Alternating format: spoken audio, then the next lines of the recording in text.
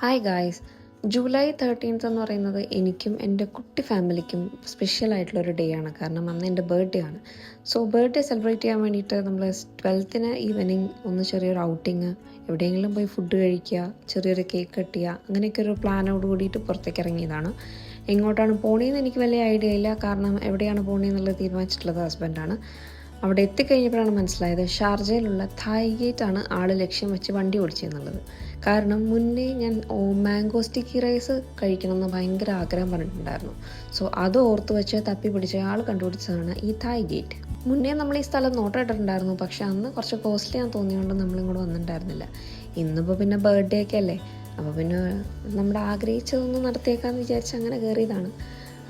കുറച്ച് ആവശ്യത്തിന് വേണ്ട ഫുഡുകളെല്ലാം നമ്മൾ ഓർഡർ ചെയ്തിട്ടുണ്ടായിരുന്നു. പാസ്ത, പിന്നെ വേറെ എന്തൊക്കെയോ ഫ്രൈഡ് റൈസ്, അങ്ങനത്തെ സാധനങ്ങളൊക്കെ. പക്ഷേ പറയാണ്ടിരിക്കാൻ വയ്യ, കോസ്റ്റ്ലി ആണെങ്കിലും അതനുസരിച്ചുള്ള ക്വാളിറ്റി ഫുഡിനുണ്ട് കേട്ടോ. അടിപൊളി ടേസ്റ്റായിരുന്നു. പിന്നെ വർഷത്തിലൊരിക്കൽ വരുന്ന നമ്മുടെ ബർത്ത്ഡേ സെലിബ്രേറ്റ് ചെയ്തില്ലെങ്കിൽ പിന്നെ എന്തല്ലേ.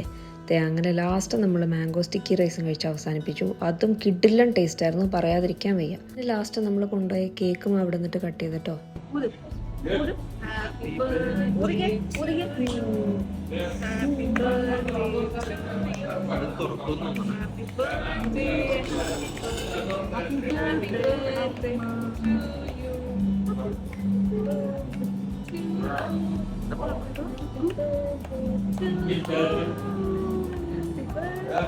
Happy birthday.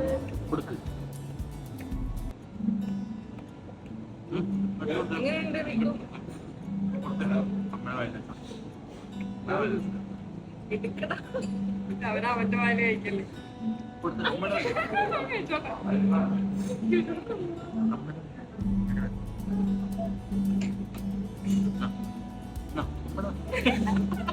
അങ്ങനെ കേക്കൊക്കെ കട്ട് ചെയ്ത് അങ്ങോട്ടും ഇങ്ങോട്ടൊക്കെ ഷെയർ ചെയ്ത് വയറും മനസ്സും നിറച്ചാണ് കേട്ടോ റെസ്റ്റോറൻറ്റിൽ നമ്മൾ ഇറങ്ങിയത്.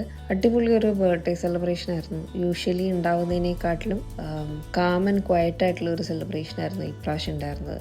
അതെനിക്ക് ഭയങ്കര ഇഷ്ടമാവുകയും ചെയ്തു കേട്ടോ.